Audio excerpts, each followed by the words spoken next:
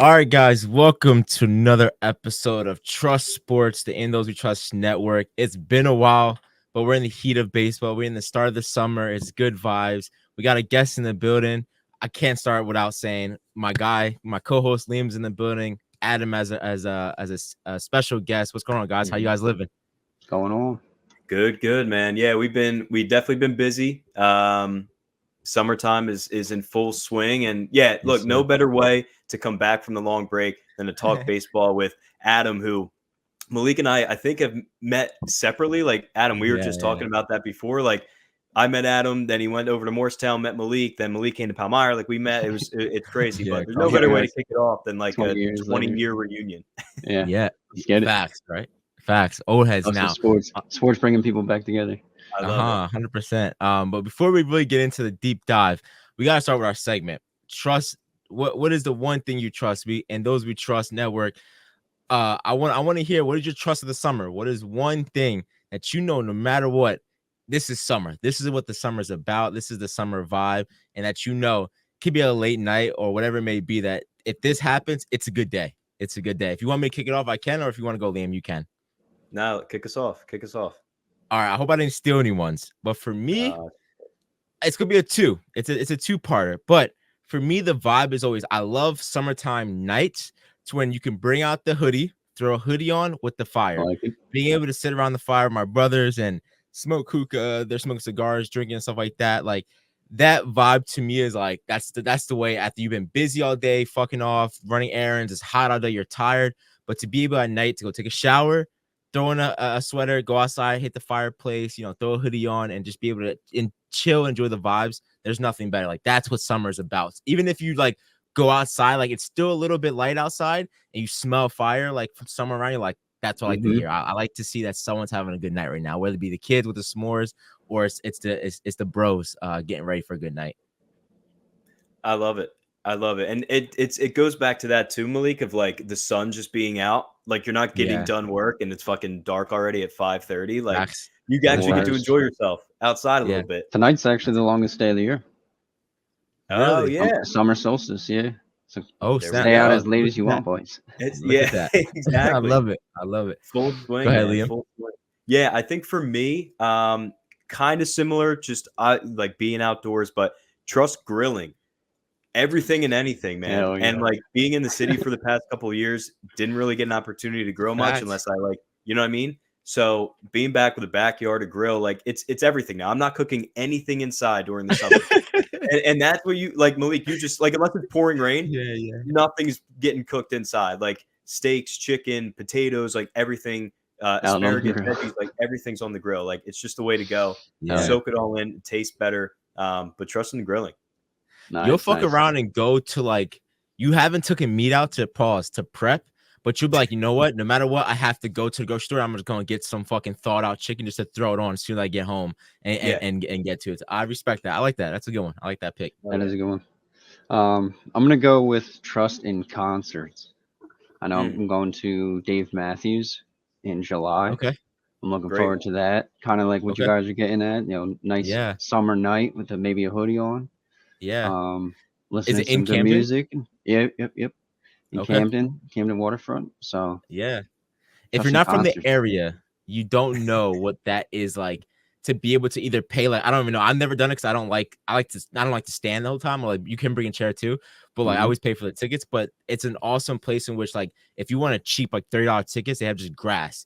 And you really just go and see the concert, sit on the grass, and then there's like the seats in front of it. But the grass part is always lit. It's always the most lit part of the concert. So no supervision out on the grass. There's nothing there. There's nothing there. That's a great vibe, man. I like. Hey, I would love for you guys to comment your trust of the summer. Like, what is the go-to for me? I know you're going to get hit with the beach. There's nothing better to me, bro. And I don't even eat like bread like that anymore. But I did fuck up the one time I went to the beach is stopping at Wawa. I could go to my town like and get a Wawa, but I refuse to do that. I always go to the fucking beach and then go to their Wawa. And like it's lines. Yeah. I don't give like I'm there for that. Like that. I'm here for Wawa in the beach. Little sub on the beach. Yeah, like, there's nothing. Yeah, it does 100%. Fighting all seagulls. Yeah, exactly. You got to earn your food. You got to keep the sand out. The Eagles.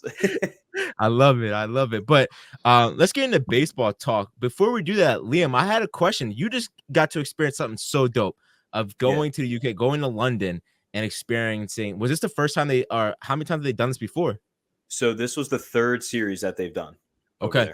So being able to go and see your hometown, to see the Phils, I saw to see my guy Yannick over there was amazing. Like it was like, it is a fish out of water to kind of see him like out there. Like it's like no matter what, you can't take that Palmyra South jersey out of him. But it's dope to see. And the first thing that came to my mind when you were over there was like, and I saw some people talk about it a little bit online, is like, what was it like to see baseball in London? Like, did they understand the rules? Was it like that soccer feel for a stadium? Like, what was it like being over there? Yeah, a little bit of both. First of all, shout out Yannick. Went over with him and his girl. It's just fun. It's Yannick. You can't not have a fantastic time when you're with him. But I guess, Malik, to start with your question, it was a little bit of both. I talked to a couple of really cool people that fell in love with baseball. Now, mind you, I wasn't able to watch any baseball past that series. I wasn't really able to watch any of the finals in the NBA, NHL, nothing. Man. Obviously, the time difference, 7 o'clock first pitch is like 1:05 a.m. And you're either out or you're sleeping. So, for the people over there that are living there, it was very cool to see like baseball fans that are living in the UK or over in Europe. And I got a chance to talk to a couple of them. Like one kid was a Mets fan, coolest dude ever, like grew up in Scotland. Asked him, why are you a Mets fan? Why he was like diehard. He knew everyone on the team. He was riding with them. He was like, yeah, it's a shit year, whatever. It's like, well, what happened? And apparently he got COVID a few years ago. He was sleeping on the couch. So his girl got the bed and flipping through the channels, and the Mets game was on. Yeah, so he's like, all right, I'll just do this again the next night and the next night. And you know what? It introduced him baseball. He's like, I started learning the rules, started learning the players, and kind of fell in love with it. More games. Well. Exactly. Yeah. I talked to another guy who sat next to us at the game. I asked him, I was like, who you rooting for? He's wearing just like a black hoodie. And he was like, no, nobody really. Me and my girl are from Manchester. I'm a Blue Jays fan. And I was like, okay, well, why? And he just went on vacation to Toronto one year, called a Blue Jays game, thought it was awesome. And he's like, now, that's my team. I'm falling in love with the sport. That's my team. And then you did have the other people that were there. Had a couple of people sitting behind us that I think during a pitching change, they tapped us on the shoulder and like, why are they stopping? Why are they not playing? Why is everything you know what I mean? Yeah. And kind of explaining, oh, well, they're bringing in a new pitcher. They're like, well, they just don't sub in and out really quick. Like, why does he need to warm up? Which in soccer, you're just go. The clock is constantly running. You're just putting guys off and on the pitch. Yeah. But it was really cool. Honestly, me, I love talking to everybody. Liam, I have to stop you. The fact that you just said the pitch pisses me off. That means you were there too much talking to people. That shit pisses me off. You want to call it football while you're at it, bro? What the fuck did they do to you, bro? We won. America won, bro. I know. Yeah. I was like, it's soccer. It's soccer. Football. Yeah, right. Football is football. But no, really, it was awesome. And I rag on the MLB a lot. I think that they do a lot wrong. And I'm a baseball guy through and through. Like, I love football. I love basketball. We get into that all the time. But I'm baseball first. And it aggravates me when the MLB just does dumb shit. Like, everything from you don't know when their awards are to their draft. Like, every other league, it's a big event. The rule changes we got into. This they do really well. And Malik, to your point, this was the third year they've done it. First year they had Yankees, Red Sox. Those are the two teams you want. I think last year was the Cardinals and the Cubs. Big rivalry right in the middle of the country. And then you had Philadelphia, New York, right? Phillies and Mets, big rivalry. So I'll give it to them. Everything surrounding it, the MLB, they did a great job. But it was really cool kind of experiencing it with Phillies fans, Mets fans that came over, but also, fans that just started to like the game. Yeah. I seen Harper do the little the Sue, and I was like, all right, I see you, bro. I see him knowing a little something. He did like the slide. Yeah. That's what's up. I heard about that. I missed it though. I didn't see the full clip.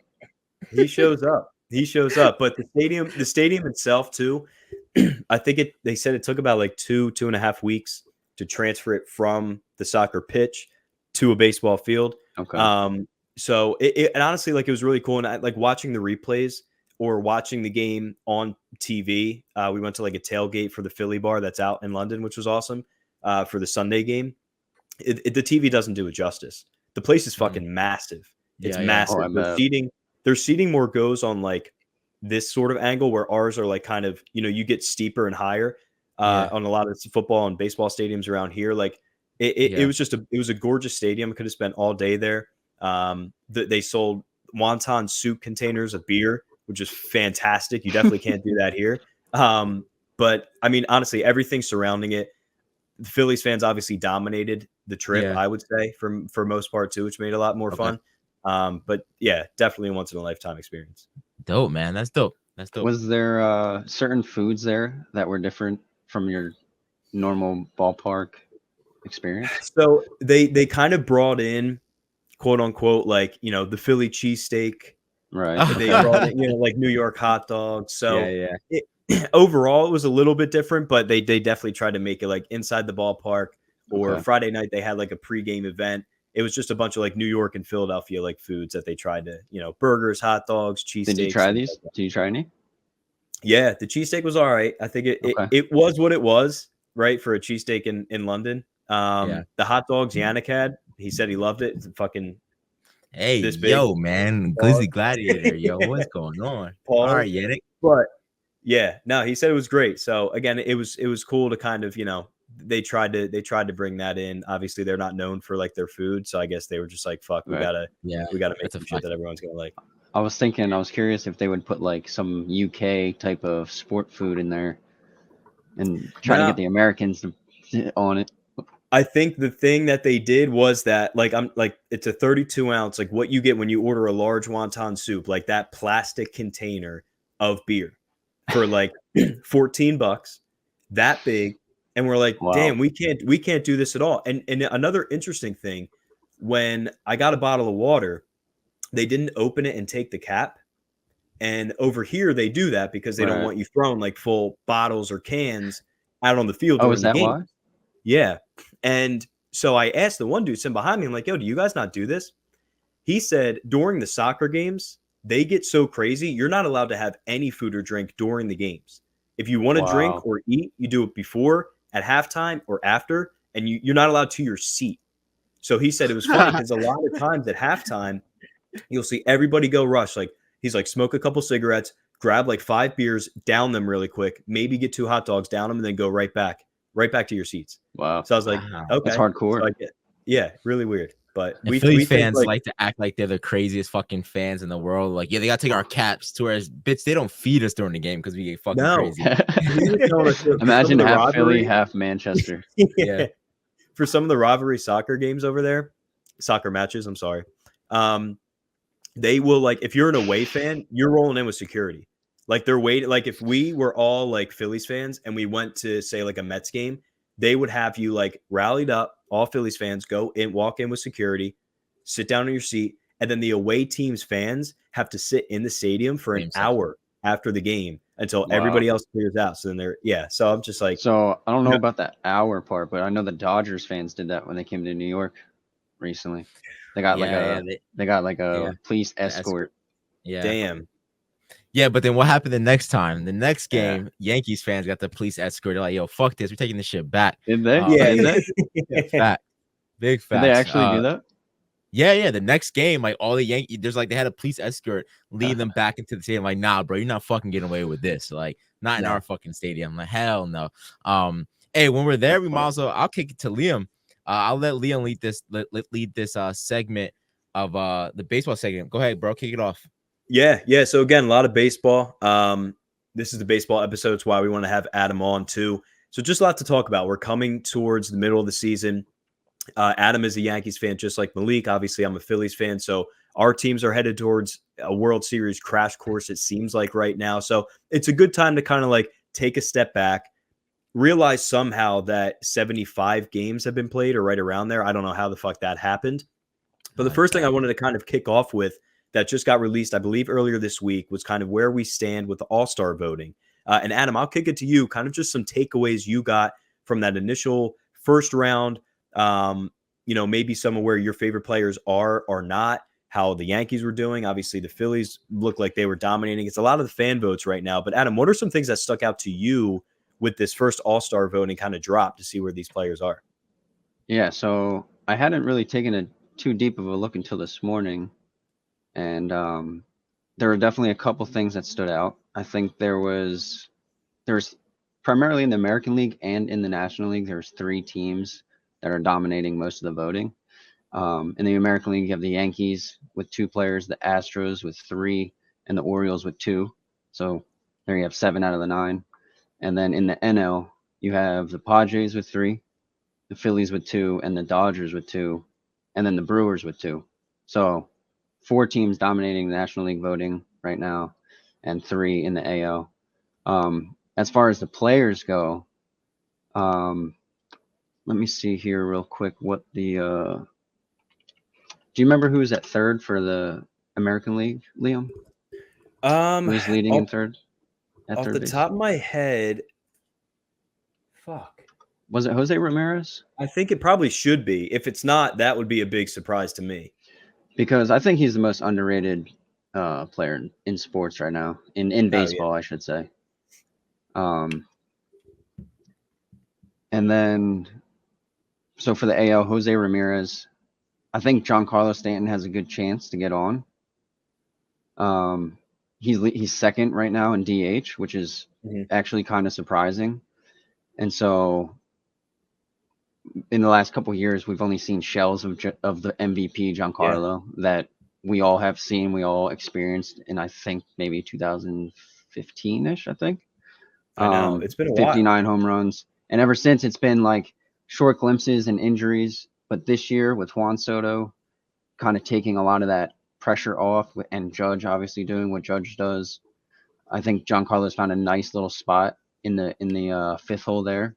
And I would like to see him get voted in, or comeback player of the year kind of thing, because he's on a very good tear. And then I think Gunnar Henderson right now is leading at shortstop, but I think Bobby Witt. Yeah.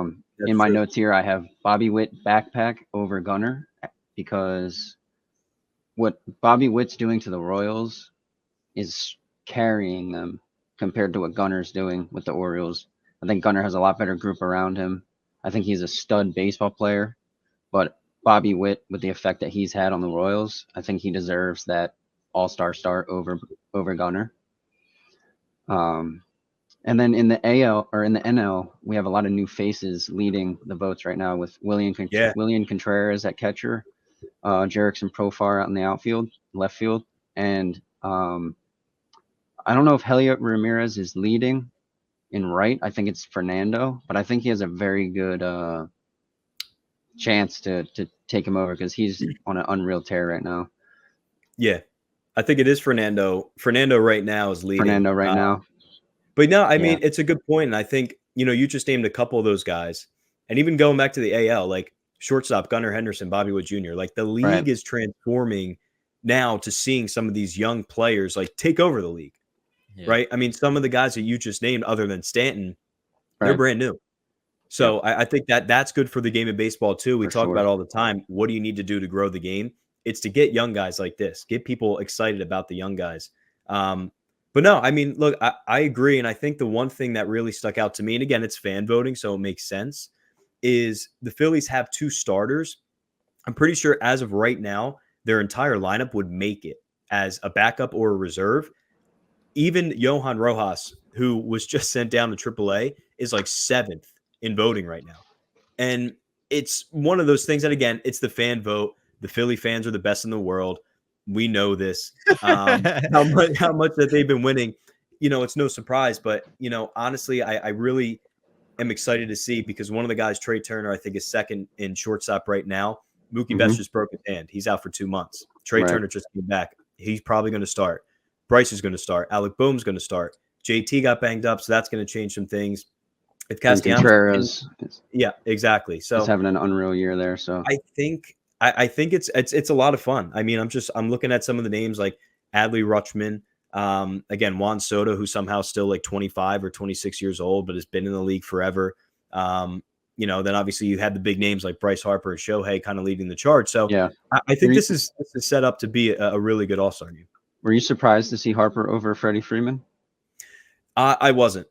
I No? wasn't, because I think the Phillies fans, that makes sense. And I truly think that as the non-Phillies fans that are voting see Harper, see what he's doing, as to where Freddie Freeman, if you were to ask people how Freddie Freeman's doing this season, they would be like, I don't know, but Shohei's playing well. I don't know, but Mookie's playing well. And like there's so much star power on the Dodgers and that's kind of what happens with Gunnar. I feel like that's what kind of holds Gunnar back too, from being that superstar, is when you have that good cast around you, you're almost kind of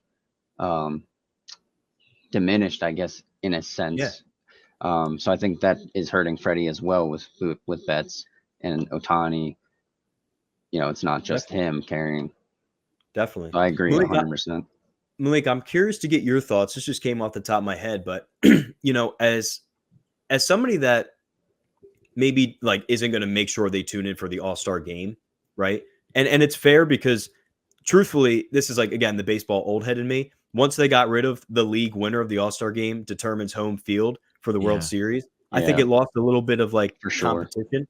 But Malik, like what would bring you into watching an All-Star game? Or like what would make you excited? Obviously outside of, 3 or 4 players from your team making it. I mean, you're I'll consider myself a casual watcher. Like I will just watch the Yankees and Phillies. I know, like you said, if it's not on, I don't even watch ESPN, but if it's not coming across my Instagram feed as you're that guy, I just don't know you. Like I won't know you, right? But for me, I think every sports league is in a crunch of like All-Star games aren't what they used to be. Like no one gives a fuck about the NBA All-Star game. No one gives a fuck about the Pro Bowl for the NFL. And MLB, we're only watching it for the home run derby. That's about it. And then everyone's tuning out at the end of the day. I think now with these young dudes being so polarized, like, of course I'm going to have my Judge better get, Stanton better get, like all these guys that I love watching. But at the end of the day, it has to be this hype of the season. The hype of the season. Like, I don't even know his fucking name, but the kid from the Reds. Like, Ellie.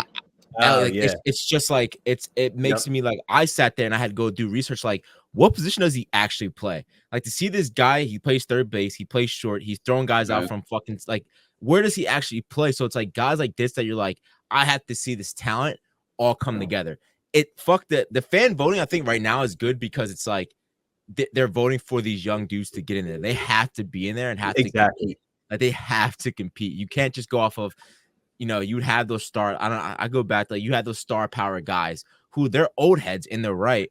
Like they deserve to be there, but they're not fucking going balls to the wall in these games. They don't care to compete. They're just there because they've done all their time. They love to experience. They bring their families out, but that's what it is. You need those young guys who bring that, like, let's bring it back. And that's all across sports. You need people to like compete. That's all people want to see. I want to see the best guys compete at the highest levels. That's what the All-Star game used to be. Jordan and Kobe weren't fucking off. Jordan and Kobe were going balls to the wall. Like, this is the actual fucking game. Like, that's what it needs to be.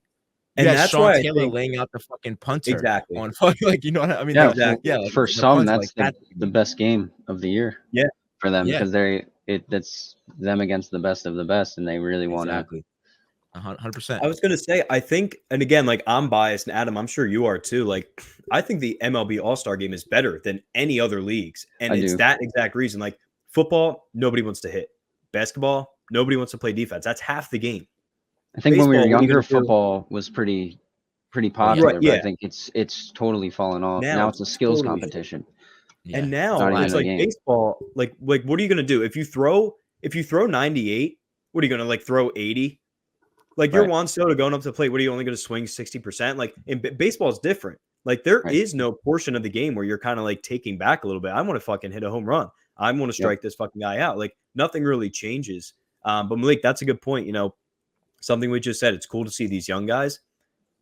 You just fucking took the words out of my mouth without even saying it. Like it's the fan voting. The fans are voting for these young guys. They're telling you who they want in there, and they are some of the most exciting players in baseball right now.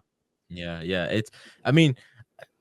I went to just one baseball game this year, and it was kind of surprising. Like I still have that old head in me where I love seeing the older guys, and like being at the Yankees game, we were like right behind like first base. Like we were like right there, right? And it's crazy. You would think that, of course, it was amazing to see fucking Judge, but the craziest like I didn't know that would bring that excitement was Rizzo. I was like, fuck, that's Rizzo. And no one gave a fuck really about when you're on that team. Like Rizzo isn't it's Rizzo still Rizzo, but you're like, he's not Judge. He's not getting he's not getting that hyped up like play as everybody else. But I was like, nah, bro. I grew up like that's when I was still watching baseball. Like Rizzo was the guy that I was watching for a long time. And to see him now on the Yanks is pretty crazy. Yeah. See, as well as it's fun now. Like I hated being a Yankees fan and the fact that it was like the no fun league. Like, and it was just like you can't have long hair, you can't wear a fucking beard, you can't have this. Whereas I suck with names, but like you have the pitcher where I'm surprised you're letting him wear a fucking do-rag under his hat. Yeah, I'm Stroman.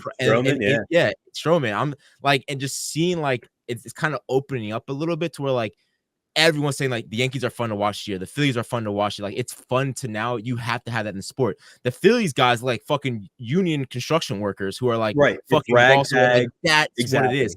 New York is that's why my dad doesn't like the Phillies.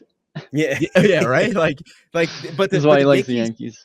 But the Yankees aren't that. The Yankees aren't the tie. Like you go to the Yankees games, you're seeing dudes still have dirt on their hands, throwing on a jersey and a hat, and just go into the games. Like that's New York. New York isn't fucking Manhattan. Like that's not Yankees fans. Yeah. No, that's not that. So let's get rid of that and let's ball out. That's why Philly is always fun to play. And you have a dude that wets his hair and has it fucking drip. Like that's what's about. You have them bringing fucking Southern rappers like, bitch, these ain't off-whites. These ain't no Harachis. Like that is Philly. Like, you know what I'm saying? Like they're in tune with the culture. So like that's what I respect.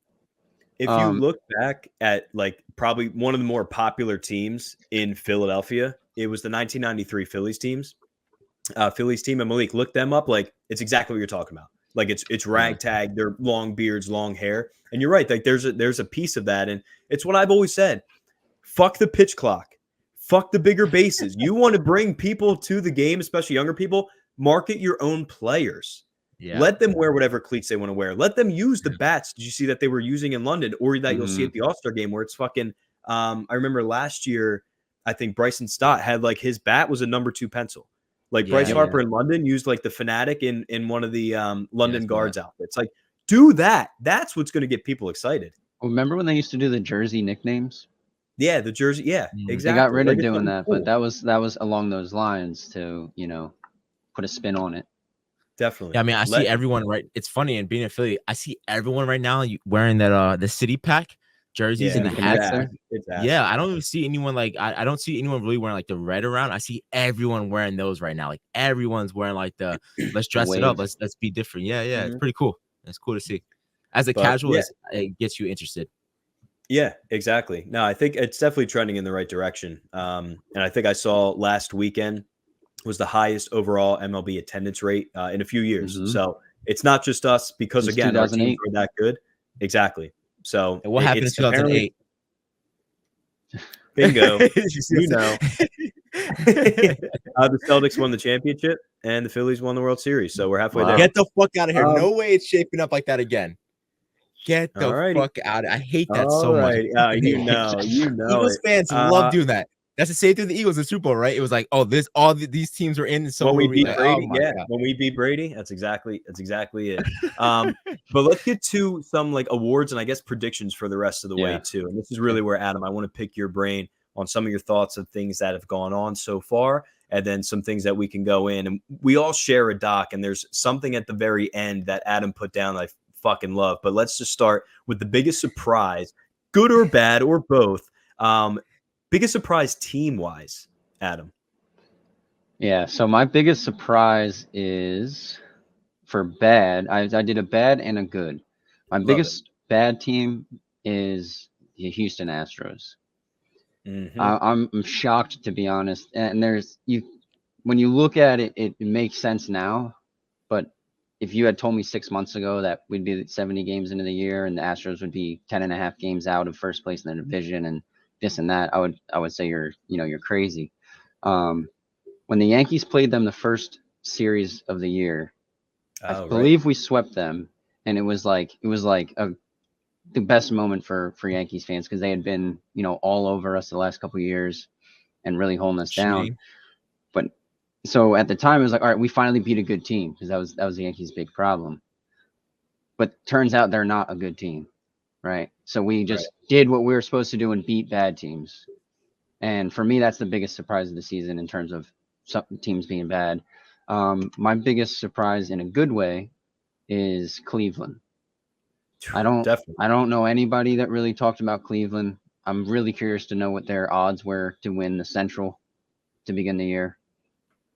And all the stuff that they've been doing, all the wins that they've been getting, they're missing 6 of their pitchers. Yeah. So imagine they have those guys back, and I think Bieber's out. He's on the 60-day. I think he's out for the year with Tommy John. So. I think Karinchak might also be out with Tommy John. I'm not sure, but he's also on the 60-day. And then they have 4 guys in the bullpen that are on 15 IL or more. So they're struggling with pitching, and they're still making it work. And kind of going back to what I was saying earlier about Jose Ramirez, I think they got the most underrated player in baseball, and that dude has done nothing but carry the team. And I'm upset, honestly, about Cleveland doing well, because Jose Ramirez is a guy that anybody in the league would love to have. Mm-hmm. But as long as he's on a team that's doing well, nobody's going to get rid of him. I know. So I was kind of hoping maybe there'd be some dip off in Cleveland and he might be on the market, but I don't think that's going to be the case. I think they might try and go out and get some arms towards this trade deadline and try and really make that push towards the end of the year, because they got a great team and they've proven it through 70 games. Yeah, I mean, Adam, if I were to tell you before the season started that we would be in June 20th and the Guardians would have as many wins as the Dodgers, right? You probably would say I don't know anything about baseball. Yeah. And the Astros would be 10 games back. Exactly. You would never. Yeah, it's crazy. Well, I had one thing written down as my biggest surprise, but actually, as we're recording, this might be my biggest surprise. I know you guys are Yankees fans, so I want to make sure you're up to date with the game. The Orioles are beating the Yankees 17-5. Oh yeah, I've been watching. So Malik, just want to make sure we're recording. You're taken away from the game. I'm sorry. 17-5. Anyway, biggest surprise for me overall, Adam, kind of to your point with the Astros, it's just the entire American League West. You talk about the Astros and everything that they've proved over the past couple of years, cheating, not cheating, whatever. But what about the Rangers too? Now, granted, they've been banged up, but these are the World Series champions that are, I think, tied with the Astros, like 9-10 games out of first place. The Mariners, I don't think I can say is too big of a surprise. We kind of knew that they had a stud rotation, which pitching is always going to carry you along the way. But the Astros and the Rangers, like 2 teams that anybody would have bet on before the year to probably both make the playoffs, are both struggling right now. And the A's since then have completely fell off, but for the first month and a half of the season, they were playing 500 baseball. I mean, this is a team that is deliberately trying to lose, an ownership group that is fucking horrible and is putting bad players out there, and they were hanging around. So I think, honestly, my biggest surprise, I look at the AL West overall, and it's just, look, the Mariners are a good baseball team. Credit to them. I'm not surprised by that. I'm surprised to see the defending World Series champions and the Houston Astros, 2 teams of those pedigrees, to be down that far in the standings. I agree. That whole West is a big mix-up.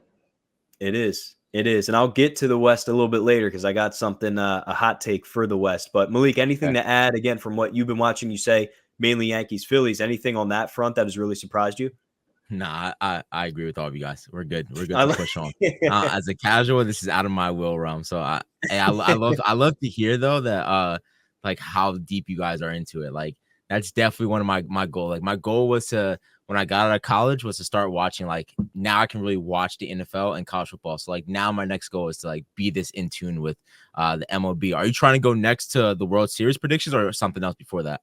No, you know what? Let's go. Let's see. I'll just go list by list. We'll do MVPs next. So your MVP, I guess, you know what? Your MVP prediction, MVP of the first half. I think I looked at it more as like a prediction. But Adam, give me your AL and NL MVP prediction after what we've seen so far. Okay, so starting the AL, I have to go with Judge. To be batting 198 to begin the year, I think it was like 20 games in. Oh, yeah. And to now be hitting over 300 with the highest OPS in the league, it's just a surreal back and forth. Right now he leads the league in homers, RBIs, slugging percentage, OPS, and he's second in walks. He has more walks than strikeouts, which is always a number that's, if any good hitter, that's a telltale sign of any good hitter. You have more walks than you have strikeouts. And he's batting over 300 for a perennial power hitter. People think home runs, RBIs, doubles. For him to be sneaking in those singles, getting on base, drawing those walks, he really is a complete package hitter. He just started off a little slow, but he's been on an unreal tear since then. So if he can stay healthy, which we had a little scare the other night when he got hit in the hand. But if he can stay healthy, if he can just do half of what he's been doing, I think he can maintain that pace, and he might hit over 40 home runs again, 120 RBIs. He might be on pace for a very nice MVP case. Transferring over to the NL, and is kind of interesting because earlier we were talking about how sometimes the cast around you can limit your opportunities, and as far as all-star games, stuff like that goes. I think also the name that you have can also win you awards sometimes. So for the NL, I have Ohtani because he's also on an unreal tear with the home runs, the RBIs. Right now, he leads the NL, not all of baseball, but the NL. He leads in home runs, slugging, and OPS and runs. He's second in hits. He's fourth in RBIs. He's batting .317, and he has a .388 on base percentage, which means he's in essence getting on base 4 out of every 10 times, which is just an unreal pace. Yeah. So with everything that surrounds Ohtani and the fanfare and the big contract, I think if he continues doing what he does, and same with Judge stays healthy, I think he might walk his way to an MVP this year. Yeah, and I totally agree with you with the name factor too, because 2 players kind of come to mind in the years that they've been having too in the NL side. Alec Boehm and Ozuna are both tearing it up. Phenomenal. I don't think you'll see either of them in like top 5 MVP voting, which again goes back to if their names were, Fernando Tatis, if their name was Mike Trout, they'd probably be leading. I like it. I went 2 different ways. So I was going to go Judge as well, but I decided to go with his teammate Juan Soto. And I think when the Yankees picked up Soto, I told Malik, look, this in my eyes is the best pure hitter in all of baseball. I've been saying it for a while. And look, you can argue. I'll gladly listen because I think there's a lot of guys that can be in that argument. But everything I watched from him, he's totally doing exactly what I thought he would. And the only reason I have him over Judge, and I knock on wood because I don't want to see any injuries, especially to Judge, is because if there is going to be something that separates those 2 guys with this MVP voting, I can see Judge missing some time. Yeah. It seems to happen. Again, you're right. He got lucky with the hand. I think he was in the lineup today, Judge. So thankfully he's fine. He actually had a homer today too. There you go. So fuck. Judge is back. There goes my prediction then. Court is in session. Yeah. But with Soto, I just think it's also part of I took his over 35.5 home runs before the year, and he should be doing that. So I'm just riding with him. I realistically should hate Juan Soto as a Phillies fan. He won a championship with the Nationals. He was on the Padres team that we beat to go to the World Series, but still always the thorn. And now he's on the fucking Yankees. And for whatever reason, he's probably my favorite non-Philly baseball player. I just love everything about him. So a little bit of bias to it, but I'm going Soto. I think there's also you have a case with Soto too, because is he the guy that puts the Yankees over the top, or is it Judge? Like, because we've seen where the Yankees have gotten in the years past with Judge, and they've gotten into the playoffs. They've had a little bit of a run. Yep.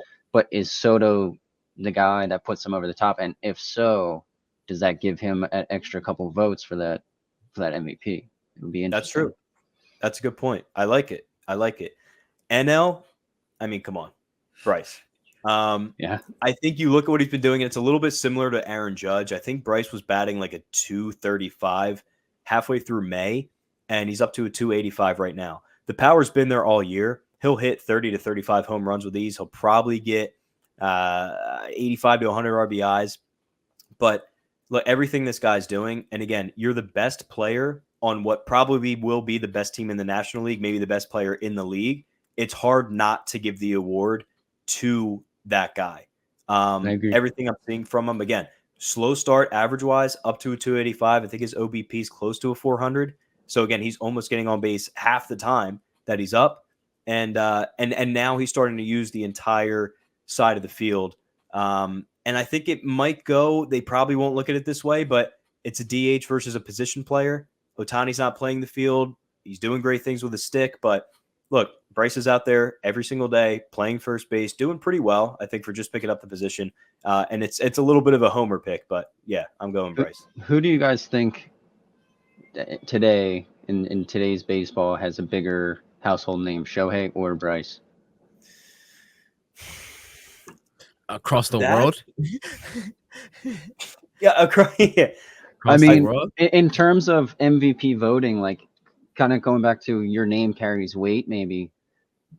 Because we all know Bryce Harper. Everyone knows Bryce Harper. He's a 16-year-old phenom. He had the, big free agent bidding and everything like that. Does Ohtani, does he trump that? Where do we think in terms of like face of baseball, does that baton get passed down when Ohtani goes through his free agency and he gets his contract? Or do you think Bryce Harper's name still carries that weight that might push him over the top of maybe someone like Ohtani? Yeah, and I think I'm gonna lean Bryce, and it's not because around the world, no, but like here in baseball in the United States, I'm gonna go Bryce only because he's more marketable of a player. Ohtani, I love it about him. He's a little reserved, like he's just a little quiet. Like the biggest thing personality-wise, you're saying Bryce. Yeah, exactly.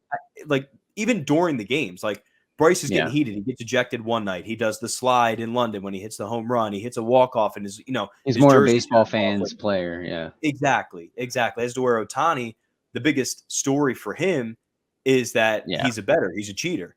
Like he should be kicked out of the league. He blamed it on his interpreter. That's a story for another day. But like other than that, he goes out, he hits 500-foot home runs, which is cool. But I think it's just Bryce is more of a marketable player. I think that's why baseball also struggled for years too. Going back to that conversation, is the best player in the world was Mike Trout. Dude's boring as fuck. The most excitement that you got from Mike Trout was when he was first row in an Eagles game, freaking out. Other than that, didn't do anything. Just hit bombs. Yeah, I mean, but I don't know. I think that does Ohtani play yet? No, he's just DH. So he's not pitching. That's I guess for me that matters too. Like I want to see you play. I want to see that other side of you as well. Like that matters to me. Like I bought into him being able to play, but I haven't fully bought in at the same time of being like, I want to see you be that guy both ways. If you're that guy now, exactly. If he pitches how we think he's going to do, there's no one comparable that a pitcher that can DH like this and do pitch crazy. Like, please. Like I'm curious. There's a kid coming out in Florida that might have something to say about that, Malik. Who? Some kid, Joe Cagliano, something like that. Yeah. Dude pitches like upper 90s. He was the Florida Gators ace, and he hit a 500-foot home run, I think, a week or two ago in the College World Series. So I don't know if he'll pan out. Obviously, I know you're talking about. Yeah. I'm curious to see. Yeah, we can talk about that. I would, and I'm sure this day will come. But when Ohtani's hitting 315, but he has a 5 ERA, or if he's pitching to a 2 ERA, but he's batting 195, what happens there? What happens there? And we haven't experienced that yet because he's been more than decent on both ends of the spectrum. So what happens to that contract? How do you look at the player? Do you shut him down? What? And then when say he pitches poorly and he becomes mainly a DH, does that Ohtani value go down? Right. And now he's just that DH guy that hits 4 times a day and goes home. Right. And he's not that big both side superstar. Definitely. And you know what? We might even get that sooner rather than later. Coming off of Tommy John. Right. Yeah, right. I hope not either. But coming off Tommy John, especially the way that he's hitting, like he's not able to pitch because he had the surgery, and he's still going out there, and he's the best offensive player in the game right now. So, it's going to be interesting to see. But moving on, I know we talked about MVPs, but kind of want to shift a little bit now to the other award, the Cy Young Award. Again, a lot of electric pitchers out there, but Malik's camera again. Talk about the Cy Young, and Adam, I'll kick it over to you with some Cy Young predictions. So let me see what I put down here. So when I was putting this together, I put Paul Skeens for the NL. Oh, I put Louis Heel for the AL and Tyreek Skubal for the AL. I was sitting on my couch, right? Because I did all this earlier, like 11:30. I was sitting on my couch at like 3:30, and I'm sitting there, and I'm like, Paul Skeens. I'm like, Paul Skeens. There's got to be someone else. It can't be just Paul. And I'm like, Ranger Boom. Suarez. How did I not put Ranger Suarez down? And then I look at my list later, and I saw you put Ranger. So I was like, okay, I'm gonna leave it. So it's authentic, but Ranger for sure has an amazing case for Cy Young, which I love to see because it's kind of like the $80 Nestor Cortez. The Yankees have the $40 Nestor Cortez. Like, no one was ever expecting anything from Ranger. No one was ever expecting anything from Nestor. Nestor put together a phenomenal year. Ranger's putting together a Cy Young phenomenal year.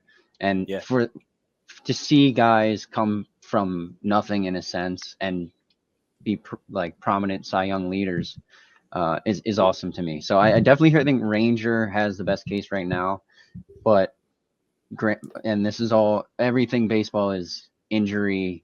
So granted he can stay away from injuries. I think Ranger has the best case. I would like to see Paul Skeens though 20 starts in, 25 starts in, because if he's 25 starts in and he's 15-2, or if he has some crazy record with a 2.86 ERA and he's 180 Ks. Granted, he missed a month of the year, but if he can put together a Cy Young type rest of the year, I think he might. I don't know. I wanted to look this up earlier. I'm not sure if anyone's won Cy Young in their rookie year. I think Verlander might have, or it was his second year. I'm not 100% sure on that, but that would be pretty neat. So I have Ranger Suarez for the NL and potentially Paul Skeens if he can really ride out this wave that he's put together. Do you want to touch on the NL there real quick before I go to AL? Yeah. I think it's funny. I love it. I like the Skeens shout. I think especially not only a rookie but a guy who just got called up. He didn't start the season on the MLB roster, so that would be something else. I mean, he is ridiculous. But again, for me, it is Ranger Suarez. I think the Phillies are 13-2 in his starts this year. 1.75 ERA. Like, the dude is just calm, cool, collected. Like, every time he is pitching, you expect to win. I was actually there at his 9-inning shutout. Oh, yeah. I think they played Colorado. Oh, my dad's like, hey, you want to go to the game later today? I'm like, sure. So we go to the game. Rangers pitching. It's 8 innings later. It's a shutout. And we're like, wow, this is crazy. This dude's really doing this right now. And then he did it. It's crazy. So I got to see it in the flesh this year too. If he does win Cy Young. Hell yeah. And to your point, he entered this year like the Phillies rotation was Zach Wheeler was the Cy Young favorite. Aaron Nola, it's Aaron Nola. Like he'll give you those quality innings as a 2. And then Ranger was like a solid 3. Right. And he's just transformed into, again, this Cy Young candidate. So I think for me, the way he's been pitching, and again, knock on wood, I don't see a dramatic change. Like I don't see a fall off from him coming in. Right. He's not an overpowering pitcher, which is good to see because you're not worried about his arm falling off halfway 100%. Through the year after, like Paul Skeens, maybe after 150, 100 mile an hour plus pitches. What's those ligaments going to look like, Yeah. Right. So I think Ranger being a more control first pitcher with great stuff, definitely longevity wise is awesome for Phillies fans and for Ranger. Fuck yeah. But what do you got for the AL? So for the AL, I had Louis Heel, who I think is a dark horse candidate, and then Tyreek Skubal, who I think is the leading candidate right now. I think so. As you mentioned earlier, the Yankees are losing 17-5, and a big reason for that is because Louis Heel allowed 7 earned runs in 1 1/3 inning. So makes me contradict my dark horse pick, but I'm hoping it's just a fluke. I'm hoping he can, get back on the train and keep going because beforehand he was 9-1 with a 2.03 ERA, averaging 10, almost 11 strikeouts per 9 innings. And I think he's like 3rd or 4th in pitching WAR so far this year, behind like Tyler Glass now, maybe Corbin, and I think maybe Ranger. And before today, batters were hitting .142 against him. So people barely touching the ball 1 out of 10 times. And he's just been dominating Tyreek Scoble on the other side of things has also just been dominating. So he's 8-2, not as good of a record, not as good of an ERA, but it's still phenomenal, 2.2, averaging as well 10 Ks per 9, and his batting average is under 2 as well. So these guys have just both been dealing. Louis Heel had an awful start today, so his numbers are not going to look as great tomorrow. But it's a long season, as we have all seen, and who knows? Anything could pan out there.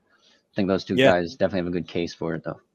Definitely. No, definitely. I think Scoble's the one that, everybody's been talking about. I almost leaned him, but then I went with Corbin Burns.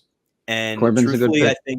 I think one of the main reasons, I didn't realize his ERA was that low, first of all. Yeah, he's dealing. And, it kind of goes back to, what team do I trust in the second half more?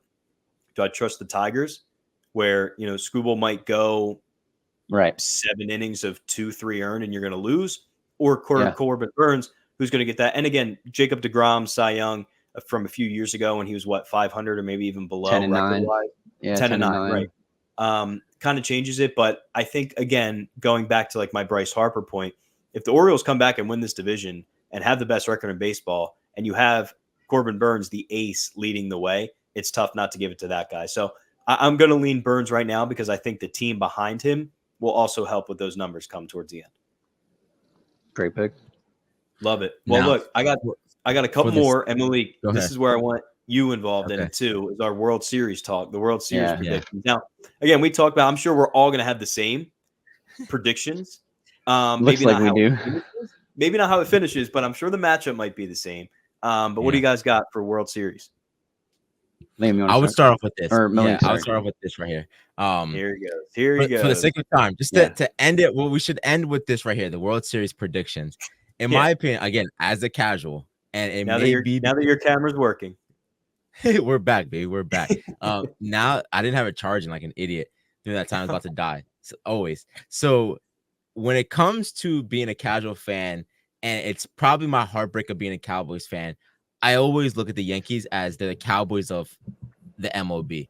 I always try to relate to that. Like when we could be hot all year, or when September, October comes, is when I see Judge just crumble. I don't see him being that guy. I need it in October, right? I don't need it now. I need it in October, right? So I deal with it being like, is this another, you're amazing all season long, and then when we get to October, December, do we shit the bed again? So this could be the first. I need someone to break that mindset that I have, and I think this is the Yankees team that can do that. Like this is the team that's like buy in, break that superstition that I have, like another fucking we're great all year and then we blow it when we're ready to go. But there's nothing more that I would love for this podcast than to have a Phillies Yankees World Series and to be able to enjoy that. There's nothing. There's nothing. No matter what you could say. I mean, Liam, did you even watch the World Series last year? No, not a second. I mean, you had I watched the last batter of the game just to see it. Yeah, Adam, when the Diamondbacks won, I was like, the first World Series I've ever not watched. Wow. Yeah. So it's like, but even if you're not a fan, this is what you watch. You watch Yankees, Phillies. You watch. These are the teams you want to watch. Talk about marketability. This is it right here. This could have. I agree. Yeah. This is Cowboys 49ers. This is Ohio State, Michigan. Like this is everything, and this is East Coast like grimy. Like let's get it in. So I would love to see what that. It's a turnpike match. The rematch. Yeah. I would love to see that. So I'll let you guys go into the ins and outs, but I just want to see that for myself. I need that. I need that to be around the area and feel that. Oh, it's like Eagles Cowboys. Like it's just now it's at the highest stake, you know? Mm-hmm. Yeah, definitely. Adam, what do you got? I'm on the same exact boat. I think we all are. Yep. The Phillies Yankees. I think that's the best case scenario for everyone involved here. I don't hate the Phillies like some Phillies fans might hate the Yankees. I'm pulling for the Phillies until the World Series, and then I hope the best team wins, and I hope the wins are authentic. I hope it's not on some, missed call and the umpires getting in the way of the game. I hope the boys are able to play. I think if both teams can stay healthy, I think that is the key. Like I was saying earlier, I think that's the key to the whole entire season, staying healthy, trying to stay on the field, stay productive, take your rest as needed, but be there for October so that when it's time to go, the guys are ready to go. I don't know so much for a Phillies standpoint. I know the Yankees definitely need to do some things before they can be a legitimate World Series team. I think they have the best record right now, but I think there's a lot of holes that have been exposed of recent, like catching position with the Red Sox stealing 9 bags and in one game, and then like the bullpen having blowing leads, Clay Holmes allowing runs. Like these things are going to happen, but as the season goes on, hopefully it doesn't get worse and worse. So come trade deadline, I hope the Yankees get some bullpen help, and I hope they shore up the infield. I don't think, because when Juan Soto missed a couple games, the team felt that. And when Judge missed a game, you felt that as well as a fan, right? So when Bryce Harper misses games, I feel like the Phillies don't feel that as much. I feel like there's still a dynamic lineup there that can get over that hurdle. I think the Yankees are very top heavy, and they need to get some more depth back there. But I think if they do a couple things right, they stay healthy, they keep their winning percentage up, Phillies Yankees might be might be what we're watching come October. Yeah, no, I love it. And again, I have the same thing. But I truly do think, like, regardless, Yankees, Orioles, Mariners, Astros make a run. I really don't think it matters. This Phillies team, again, Malik, to your question, did I watch World Series last year? I watched the very last batter. I think it was a ground out to second for the Rangers to win. As soon as the Rangers won, I bet the Phillies to win the World Series this year. And it kind of goes back to, again, fuck the Celtics. But to give them credit, they went through their wounds, right? Yeah. They lost to the Warriors in the World Series, not in the World, in the finals. They lost to the Heat in Game 7 last year. This year, to them and to their credit, felt different.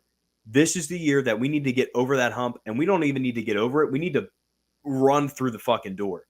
It's the same feeling I have for the Phillies.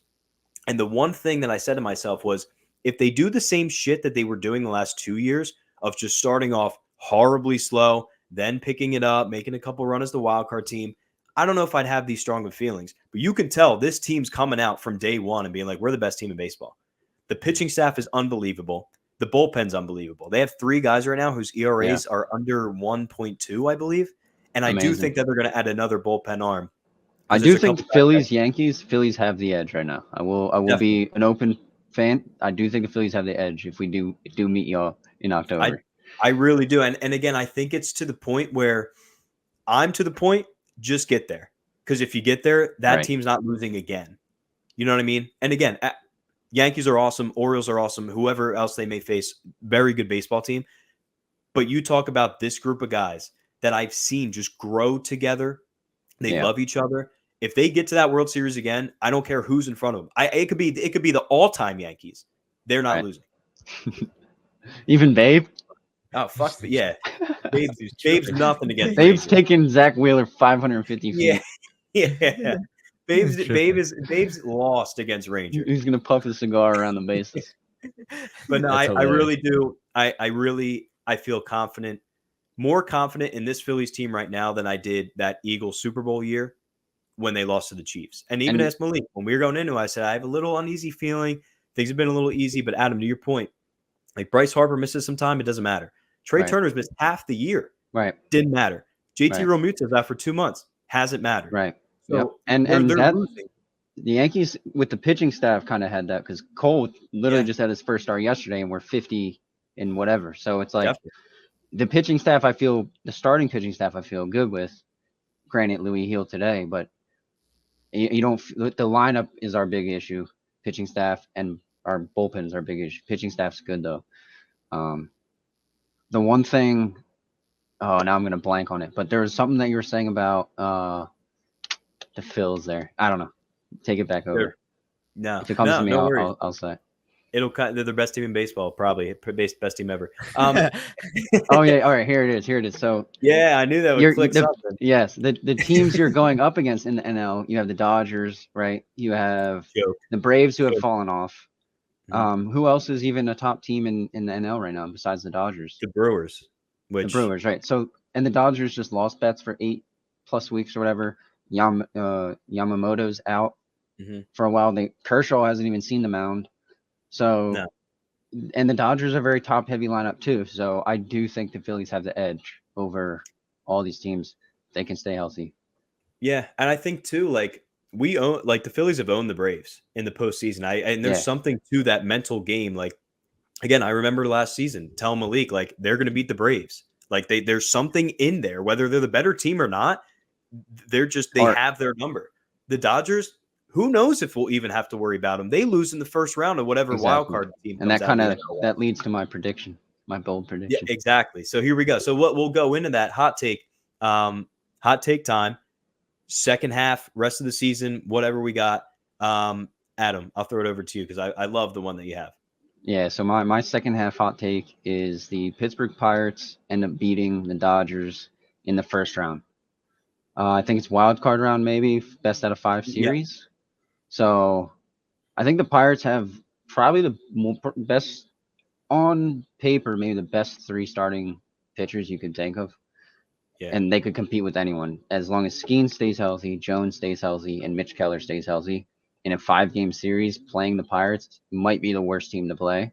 Their offense is by no means clicking, but they have 6'7" O'Neal Cruz, who at any day could hit 500 feet. They got McCutchen with veteran experience that can lead the team, and they have a lot of good pieces around filling in. If they do some things before the deadline, gets maybe some more veteran or consistent bats in the lineup, I think the Pirates could make a push because I think right now they're only a game and a half out, even though they're ninth place of the division. Yeah. They're only a game and a half out. So their pitching keeps clicking. Their lineup builds up a little better. I think they might be able to make it into the playoffs. And as we know the Dodgers do, they like to get there and fight and lose. Mm-hmm. If they run into the Pirates, I think that might be a bad mixture for the Dodgers. So my bold prediction is Pirates over the Dodgers. If they see each other. I love it. And it's your exact point, right? And again, going back to the Phillies, the runs that they were able to make the last 2 years as a wild card team, same with the Diamondbacks last year. Exactly. If you have the pitching at the top half, anything can happen. Right. Anything can happen. So short series, couple games for sure. That's all it takes. Right. The Pirates were my surprise team to make the playoffs this year. Obviously, again, they're a game and a half out, so it's not as bold of a take right now. I think I bet them at like plus 475 to make the playoffs. So, Adam, I'll ride with you. Like, let's get it done. Make a trade at the deadline. Right. There's some bats out there. I think you're exactly right. Pirates, go get a guy. Get a guy or two that can at least help the lineup. Maybe not the biggest names. You don't want to empty the farm system in a year that you're probably not going to win the World Series. But fucking go do it. Like, you got the arms. Go and do it. And who doesn't want to see the Pirates in the playoffs? I mean, they're such a strange team with all the history they have. They're losing way about the culture where they just haven't gotten over that precipice, but they have all this history. So it would be nice to see the Pirates make it and make a little run. Definitely. That place gets rocking in the postseason. Sure. Pittsburgh is a good sports city. My favorite baseball stadium I've ever been to, actually. Beautiful. Went for the first time last year. Love it. I'll say you were just there, right, Liam? Yeah, it was awesome. Yeah. But my hot take, bouncing away from the Pirates, going back to the AL West, my hot take is that the Mariners will not win that division. And we just talked about our biggest surprises. We both said the Astros for how bad they've been doing. Yeah. I touched on the Rangers, how bad they've been doing. I think we saw the Mariners collapse a little bit last year. And look, with the rotation that they have, no, it wouldn't surprise me if they just continue to run away with it. But for the sake of a hot take, I think that either the Astros or the Rangers are going to figure it out, get healthy enough to come back, use that championship pedigree, and win that division. Wouldn't that be something? I kind of looked at this, again, in basketball terms, too, and it's a little bit of a poor example because they missed the playoffs, but the Golden State Warriors, more specifically last year, right? This was a team that I think, just squeaked into the playoffs. They were playing the higher seed Sacramento Kings. And I was like, the Warriors are that team that have that experience. They know what it takes to win, and they ended up beating them, right? And again, maybe a bad example because they fell off this year. But look, you're the defending World Series champions. You're going to be getting back Scherzer. At some point, hopefully, DeGrom comes back. They're all-everything rookie Wyatt Langford is just kind of getting into the groove after starting off a little banged up. They've gone through a lot of injuries. I think guys are going to be coming back. And again, the Astros, fuck them, but can you ever really count them out? I mean, would it surprise you if by the end of July they're 4.5 games out? And then from there, it's all hell's breaking loose. Right. So, fuck it. For the sake of a hot take, I think the Astros or Rangers should take that. Let's go. Sounds good to me. All right, we're coming up on that time. I would like to let's save Celtics talks and basketball for next week. Let's save it for that. Next year. Or next whatever. Maybe you would. But I want to give you guys the opportunity. I appreciate you guys giving me game because I don't know this much about baseball. I just played the sport my entire life. I guess I didn't give a fuck enough to do a deep dive. That's when you're the only one in your family who plays baseball. Everyone else does football and track. So that's what happens. But any last words, brothers? I want to hear any last takes, anything else you guys want to put out there before we get up out of here. Yankees in 6. Oh man. Maybe in the ALCS, but it's Phil's. I'll take that. Awesome. I love it, man. I love it. Hey, we gotta do this more often. This baseball talk. It's giving me a game, so I can become the expert, the analyst expert like you guys. Well, look, I was gonna say too, Adam, clear your schedule for October because if we're headed that way. Yeah. I'm around, fellas. I'm around. For sure. Hey, that sounds good to me. But hey, guys, thank you so much for tuning into another episode. Thank you, Adam, for coming on. Thank you. Make sure you go subscribe on YouTube at And Those We Trust. Follow the podcast at We Trust _podcast. You can listen to us on SoundCloud, Spotify, Apple Podcasts, and watch on YouTube as well, and Amazon podcast music, whatever it may be. Make sure you go ahead and follow Liam on the Instagram at Liam Stokes11. And again, thank you so much, Adam, for coming on. And make sure you go follow Adam on Instagram at Daily Sports New York. Thank you, guys. I appreciate you guys. Trust up. All right. Thanks, fellas. Oh, Liam, you got to end appropriately, bro. What do I say? Thanks, Leak. Yeah, there we go. Got to end that way.